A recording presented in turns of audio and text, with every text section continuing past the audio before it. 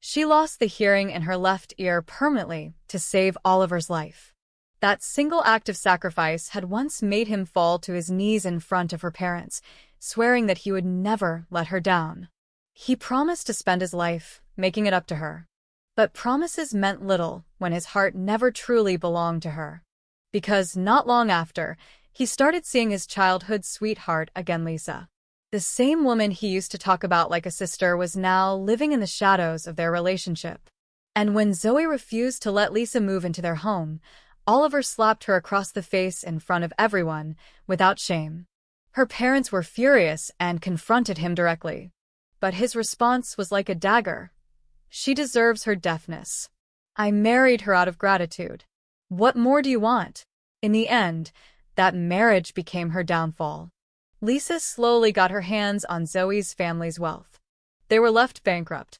Her parents died one after another from the stress and heartbreak. She was left alone, penniless, betrayed, and manipulated until she finally died giving birth. That was the end of her story. Until she opened her eyes again. This time, she had gone back 3 days before the wedding. She touched her ear, now hearing perfectly, and whispered to herself, "Dad, Mom, I want to cancel the wedding." Her father paused mid-peel, an apple in his hand, and looked at her in concern. What happened? She met his eyes without trembling. "I don't want to marry Oliver." "But Zoe, you used to say you'd only marry him," her father sighed. "We've known that boy since he was little. We watched him grow up. And you lost your hearing because of him. He's already guilty enough. He'll treat you well once you're married," her mother added. But Zoe shook her head. "Dad, Mom." "Oliver's already seeing his childhood friend Lisa, behind my back." The fury in their eyes was immediate. "What?" "That bastard," her father barked, slamming the apple down and starting to rise. She stopped him gently, but firmly. "Dad, I'll handle it. This time, I'll end this cursed relationship myself." Back then, Oliver had been just a poor student. She'd sponsored him, supported his family, and gave without hesitation every time he asked. Every excuse was a new crisis. Someone in his family was sick, tuition was overdue, the rent was late. And every time he said, "I'll pay you back." He never did. The only reason they even had one promissory note was because her father had forced him to write it. And, thank God, they'd kept it. Now that she'd decided not to marry him, it was time to settle everything. At his house, just before she knocked, voices from inside drifted through the slightly open door. "Lisa's always so sweet," Oliver's mother said with a sigh. "She visits me when I'm sick." Unlike that proud, arrogant Zoe. "Exactly," Abigail, Oliver's sister, chimed in. "She thinks money makes her better than us. Lisa's the one who should be your wife. Not some deaf girl with who knows what genetic issues." Zoe pushed the door open calmly. "In that case, let's cancel the wedding." Inside, her eyes fell on a family photo hanging on the wall, Lisa with her arm around Oliver, both smiling like a real couple. That picture had replaced the photo of Zoe and Oliver that once hung in its place. Her lip curled into a cold smile. So that's how quickly love and loyalty were replaced. "Here to apologize?" Oliver asked, stepping out from another room. There were fresh kiss marks along his neck. When he noticed her staring, he casually adjusted his collar, trying to cover them. "I'm here to end the engagement," she said coldly. His expression shifted for a moment, then he raised a brow in disbelief. "Zoe, what kind of drama are you pulling now? Just because I wanted Lisa to live with us? That's why you want to break up? Don't be so selfish. She's the daughter of one of my dad's old friends. Her family helped mine.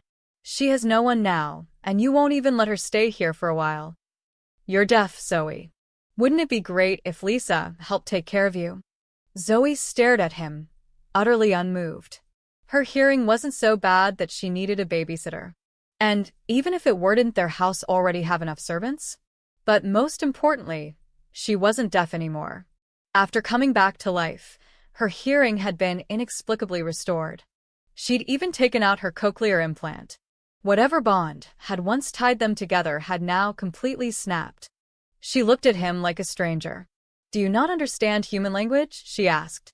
Oliver's face tightened. He slumped onto the sofa and sneered. Zoe, stop playing these games. This back and forth crap doesn't work on me. She slammed a folder onto the coffee table. Then let's talk about something that does. Inside were bank records, transfer receipts, and the promissory note from years ago. Oliver flipped it open. His face immediately darkened. What are you implying? Pay back everything your family owes me. With interest. Her tone was steady. Cold. Sharp. You're seriously bringing up money over this? Oliver growled. Miss Zoe. Lisa's voice rang out softly as she stepped into view. Why be so stingy? Talking about money damages relationships. Zoe turned to her, her voice dripping with sarcasm. Since you're so generous, Lisa, why don't you pay the $5 million on your family's behalf? Lisa's eyes welled up with tears. You know my family's just average. I can't pay that kind of money. Are you trying to humiliate me on purpose? Her pitiful look only made Oliver angrier.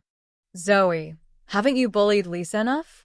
You think having money makes you better than everyone. Don't blame Sister Zoe. It's my fault.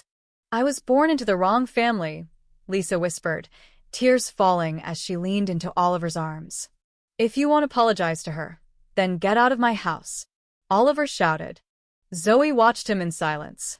Lisa, nestled in his embrace, flashed her a smug smile, one she recognized. It was the exact same smile Lisa had the day she died. Oliver's mother clasped Zoe's hand with feigned gentleness, her voice full of empty sympathy. Don't take it personally, sweetheart. Oliver just gets emotional when it comes to Lisa. No need to argue over whose name is on the deed, or who owns what. Let's not drag both sides into something unpleasant. She gave a weak smile, pretending to be the peacemaker. He means well. Lisa's had such a tough life. Our house is so spacious, letting her stay here for a bit won't harm anyone. And since you're always working so hard, having Lisa around could actually help you out. Zoe stared at her coldly. This same woman had once sobbed into Zoe's shoulder when she lost her hearing, saving Oliver's life. Back then, she had sworn through tears that the family would owe Zoe forever. If Oliver ever failed her, she had promised to break his legs herself. But in her past life, she had protected him, enabled him, and covered every affair and lie. And now she was putting on this act again, thinking Zoe wouldn't see through it. I'm not marrying into this family, Zoe said calmly, her voice cutting through the room like a blade.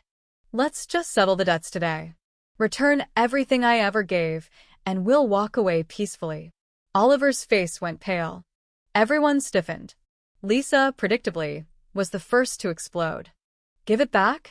Why should I return what you gave to Oliver? She snapped, eyes flashing. Exactly, Abigail chimed in. Zoe, don't be so petty. If it's a gift, you can't take it back. Oliver's mother, her smile growing forced, tried again. Zoe, come on now. We're family. Don't make this ugly. I'm sorry. Okay. You're a good girl, can't you be the bigger person and let this go? But before Zoe could respond, Oliver leapt up in rage. Zoe, enough. You're really going to make my elderly mother apologize to you? Arms crossed, Zoe looked at every face in that room.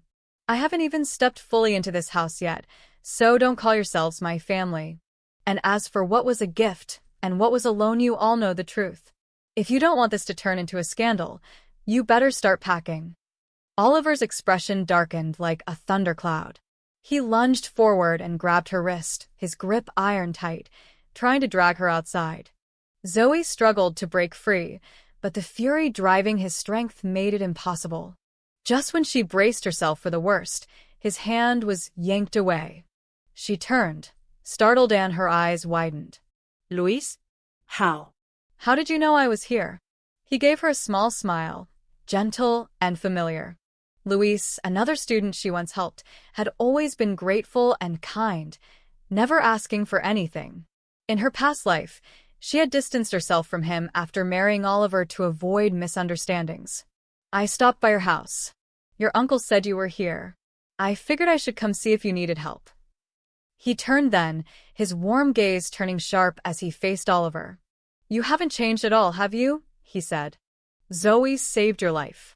She's your fiancée. And this is how you treat her. Oliver scoffed.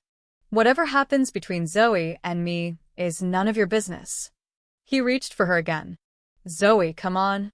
Stop making a scene. But Zoe had already stepped behind Luis, peeking out from behind him. This isn't a scene, Oliver. I'm serious. I'm not marrying you. Return everything that belongs to me. Luis turned to her, voice soft. You mean it? She nodded. He smiled. Zoe, you're amazing. Oliver, seeing the closeness between them, snapped. You think you can bully everyone because you have money? Fine. I'll expose everything. Let's see how your precious family survives in City A after this. His mother stormed out, glaring. The wedding is tomorrow. Invitations are out. Canceling it won't ruin us but your family? They'll be a joke.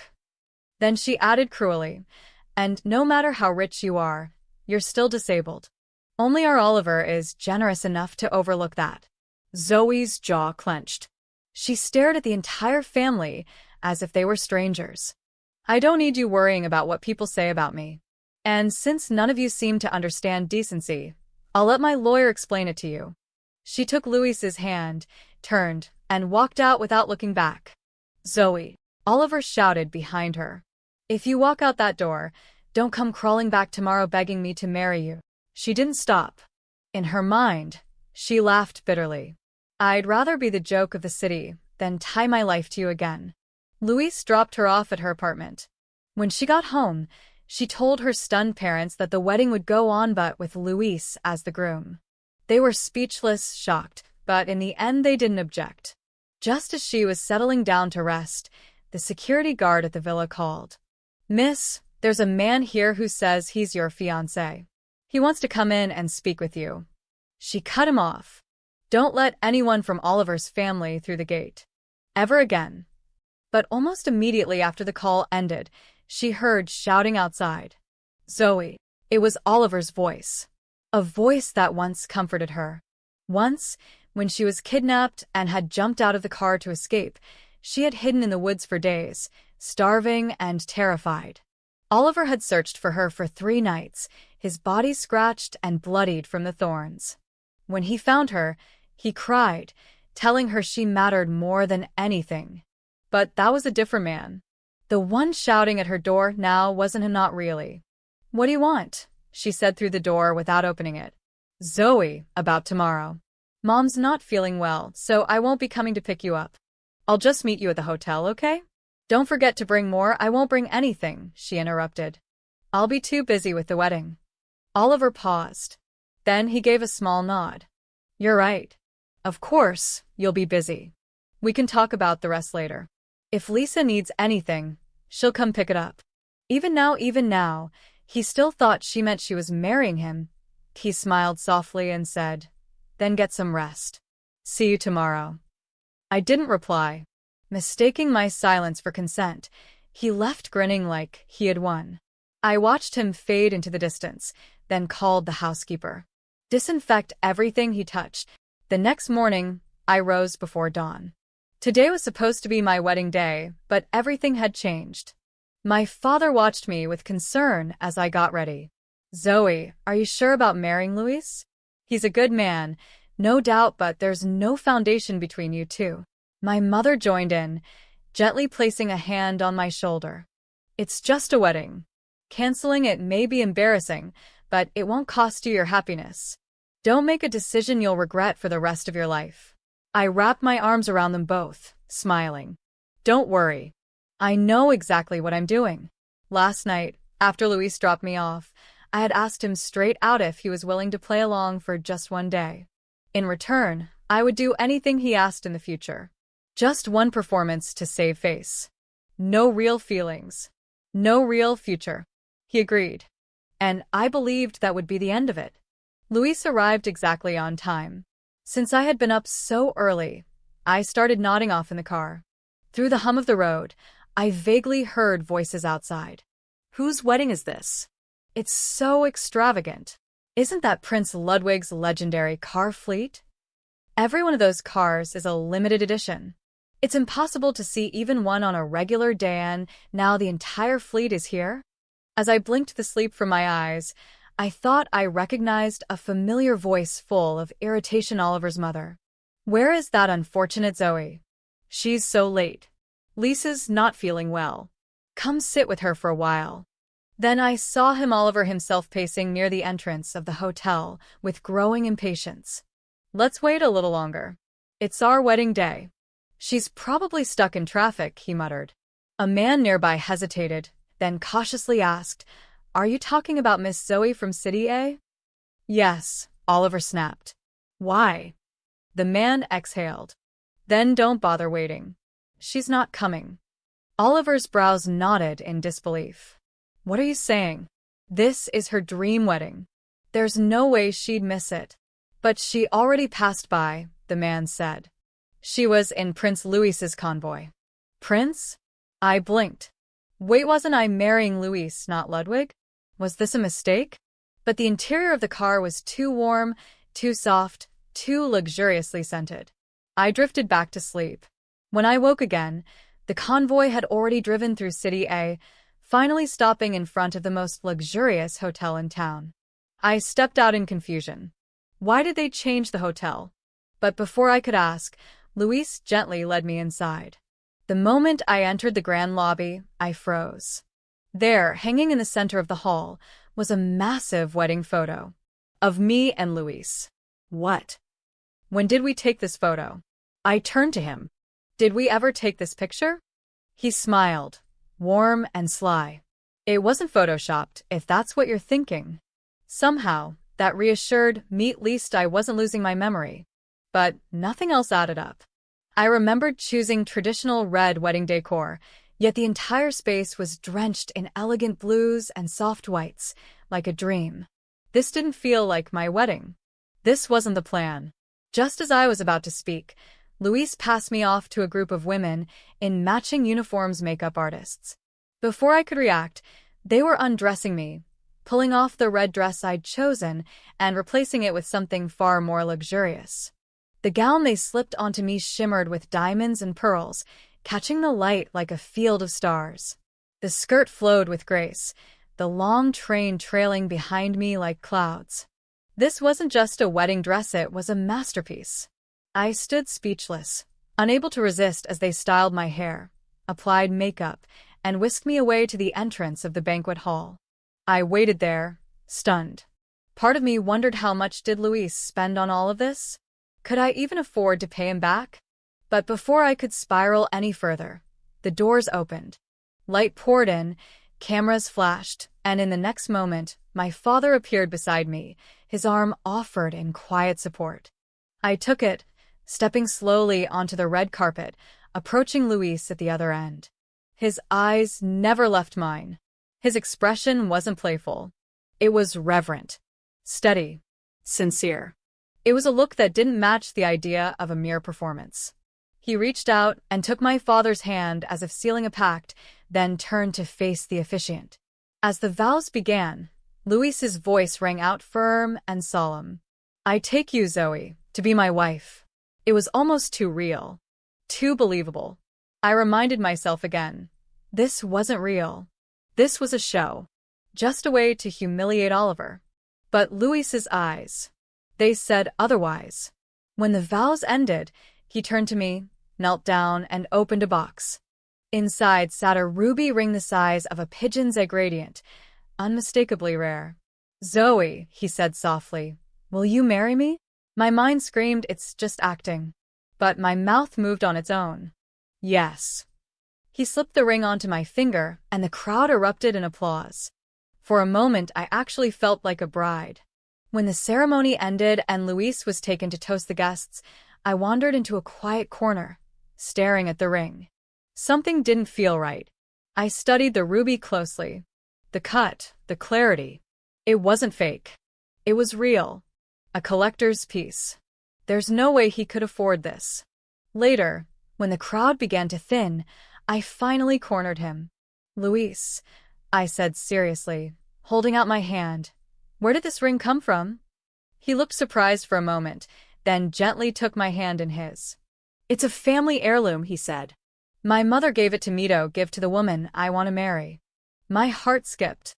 Then I can't wear it, I said immediately, trying to slip it off. This was just for show. I can't accept something so precious.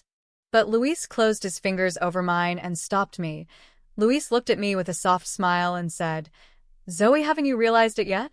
I like you. That's why it's only right you wear this ring. I froze, the weight of his words hitting me harder than I expected. Everything suddenly made sense, the way he used to visit my house under the pretense of seeing my father, how disappointed he looked when I told him I was marrying Oliver in my past life, how he always treated me better than anyone else. I stood there, speechless. Luis's expression turned serious. Zoe, does the promise you made yesterday still count? I had told him I'd grant him any request in return for playing the role of my groom. I never imagined the request would be this. Still stunned, I nodded. A flash of joy crossed his face. He cleared his throat, cheeks turning slightly pink. Then I want today to be real. No more pretending. Is that okay? His voice was hopeful, his gaze sincere. I couldn't bring myself to say no. I nodded again, and in that moment, all the little puzzles from my previous life fell into place. Luis had never just been a quiet bystander, had always been there, quietly caring. Seeing me agree, he lit up like a child granted his biggest wish. He pulled me into a tight embrace. I thought I'd never get the chance to tell you how I feel in this lifetime, he whispered, his voice trembling slightly. But you gave me another chance, Yaya. Now that I have it, I'll never let go. I closed my eyes, resting my head on his shoulder, emotions swirling in my chest, sweet, bitter, warm, sharp. I hugged him back. We stood like that for a long time until he finally let go and said, This wedding was so rushed, my family couldn't make it back from abroad. Why don't we have another ceremony overseas later? I blinked. Abroad? But I thought you were just a struggling student. Luis scratched his head, a little sheepish. I wasn't actually poor. I'd just come back from abroad and wanted to make my own way without relying on my family's money. I was tight on cash at the time. That's when I met you.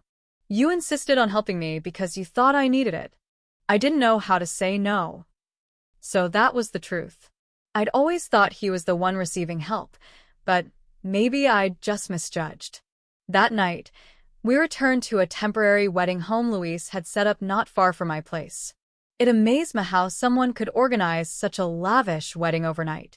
Just yesterday I'd asked him for a favor, and by today, he had turned it into a fairy tale.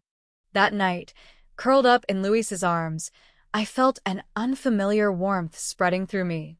For the first time in a long time, I slept soundly. But the peace didn't last long. Early the next morning, my phone rang urgently. It was my father. Zoe. Oliver's family is at the door. They've come to pick you up for the wedding. Luis and I exchanged a look, then quickly got dressed and rushed over. As we stepped into the house, Oliver stormed toward me, his face pale, eyes bloodshot. Zoe. Why didn't you come to our wedding yesterday? His voice cracked with desperation. Why did you run away, without saying anything? I waited for you the whole day. The whole night. He reached out to grab me, but I stepped back, disgusted. I told you I am not marrying you. That's not possible, he shouted. You told me to meet you at Hotel XX. You said we'd get married there. His eyes were wide with disbelief. I turned to Luis, who rubbed the bridge of his nose guiltily. I couldn't help but laugh. Zoe, are you still mad? Oliver asked, trying to reason with me. I just pitied Lisa. She's all alone. I thought bringing her to live with us wouldn't hurt anyone. You've done so much for me, of course you have feelings for me, right? If you're uncomfortable, I'll ask Lisa to stay at my parents' place.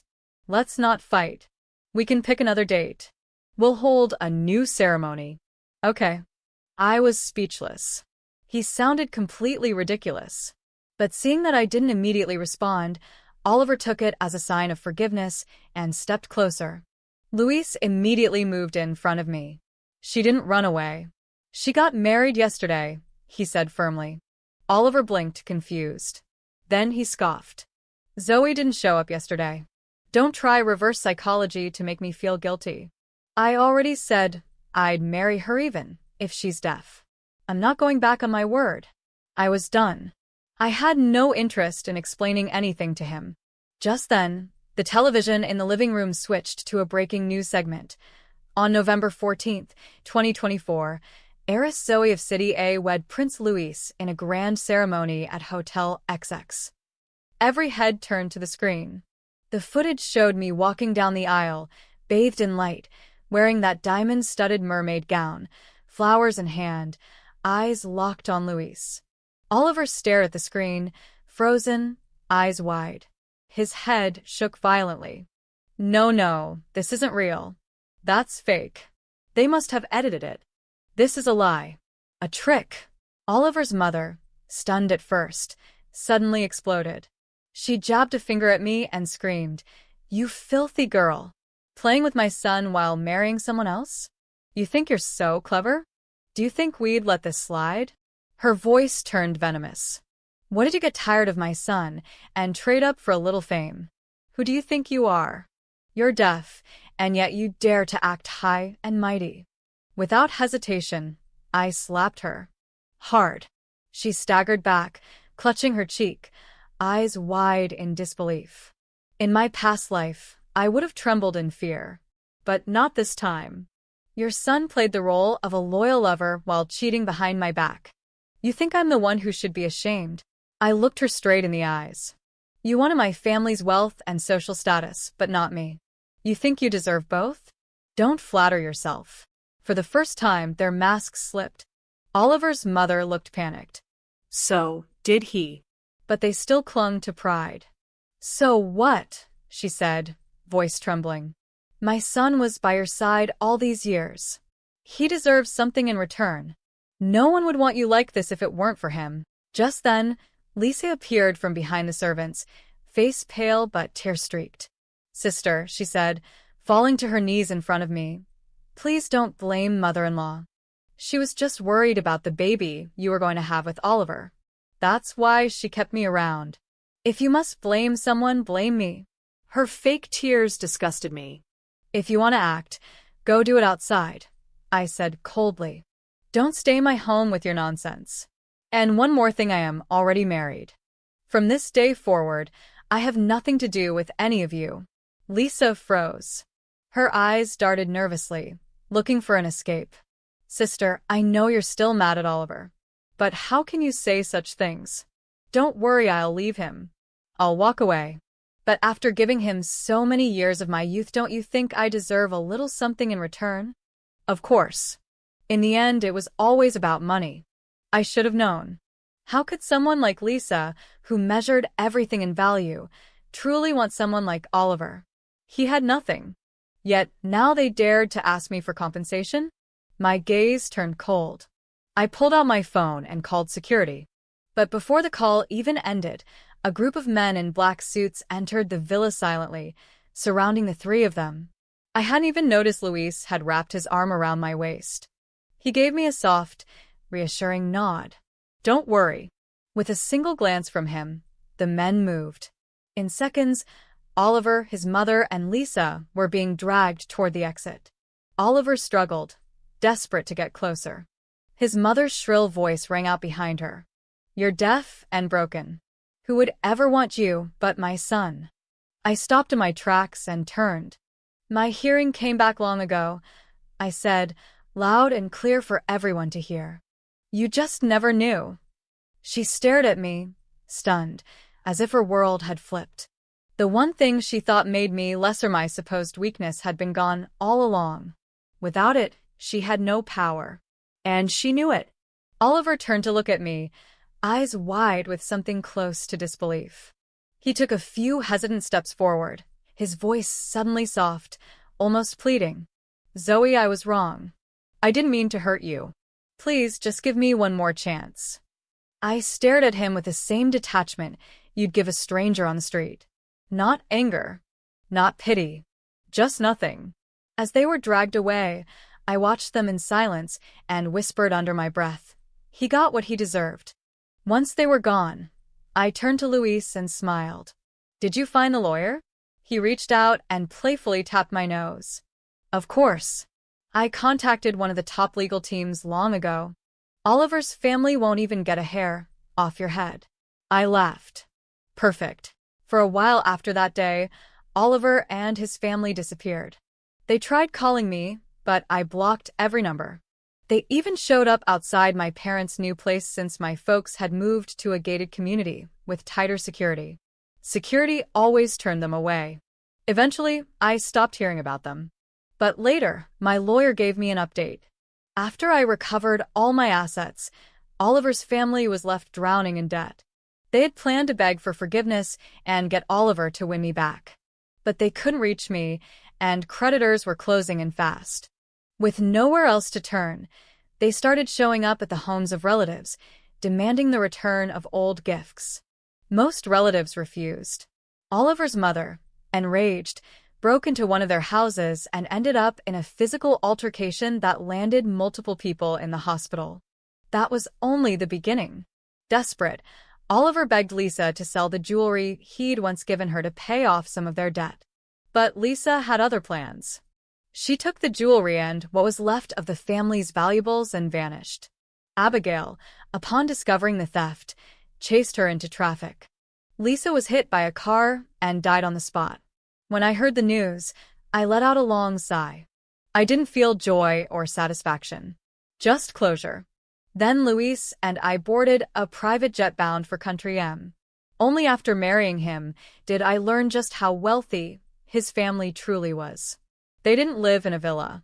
They lived in a palace-sized estate. And in their family portraits, I saw faces I had only ever seen in the news. One afternoon, while we sat in the garden, Luis took my hand gently. "What are you thinking about?" I laced my fingers with his. "Husband," I smiled. "Why do you love me?" He tilted his head. "Love doesn't need a reason." There was a peace in my chest I had never known with Oliver.